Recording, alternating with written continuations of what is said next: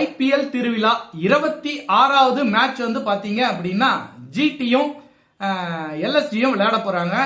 GT வந்து பாத்தீங்கன்னா சூப்பரா விளையாண்டு இருக்காங்க. எல்எஸ்ஜி வந்து பாத்தீங்கன்னா அருமையா விளையாண்டுட்டு இருக்காங்க. ஆனா இந்த மேட்ச்ல யார் வின் பண்ண போறாங்க அப்படின்னு பாத்தீங்க அப்படின்னா லக்னோல கேம் விளையாடும் போது எல்எஸ்ஜிக்கு மிகப்பெரிய ஒரு அட்வான்டேஜ். ஏன்னா அங்க வந்து அவங்க ப்ரூவ் பண்ணிருக்காங்க.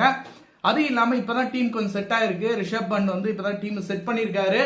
ஓப்பனிங்கும் சூப்பரா ஆடுறாங்க, ஒன் டவுனும் சூப்பரா ஆடுறாங்க, பினிஷிங்கும் நல்லா இருக்கு, பவுலிங்கும் நல்லா போடுறாங்க, ஸ்பின்னர்ஸும் நல்லா போடுறாங்க. ஜிடியும் எந்த விதத்திலையும் குறை இல்லை.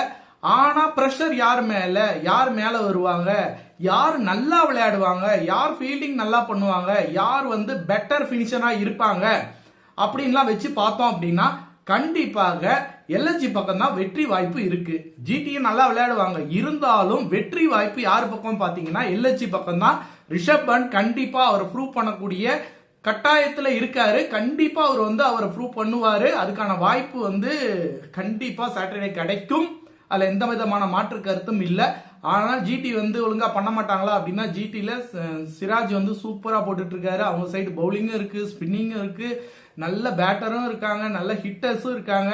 4 தமிழ்நாட்டு பிளேயர் விளையாடுறாங்க. ஜிடி வந்து மிகப்பெரிய பலம் வாய்ந்த டீம் தான். இருந்தாலும் அந்த பலம் வாய்ந்த டீமை வந்து எல்எஸ்ஜியால பீட் பண்ண முடியுங்கிறது தான் நம்மளோட ப்ரெடிக்ஷனு. கண்டிப்பாக எல்எஸ்ஜிக்கும் ஜிடிக்கும் நடக்கக்கூடிய மேட்ச்ல வந்து பாத்தீங்க அப்படின்னா டஃப் ஃபைட் கொடுத்து எல்எஸ்ஜி வந்து ஜிடியை வந்து வின் பண்ணுவாங்க. அதுக்கு முக்கிய காரணமா வந்து பாத்தீங்கன்னா ரிஷப் பண்டோட கேம் இருப்பதற்கான வாய்ப்புகள் நிறையவே இருக்கு. ஏன்னா அவர் பண்ணியே ஆகணுங்கிற கட்டாயத்துல இருக்காரு.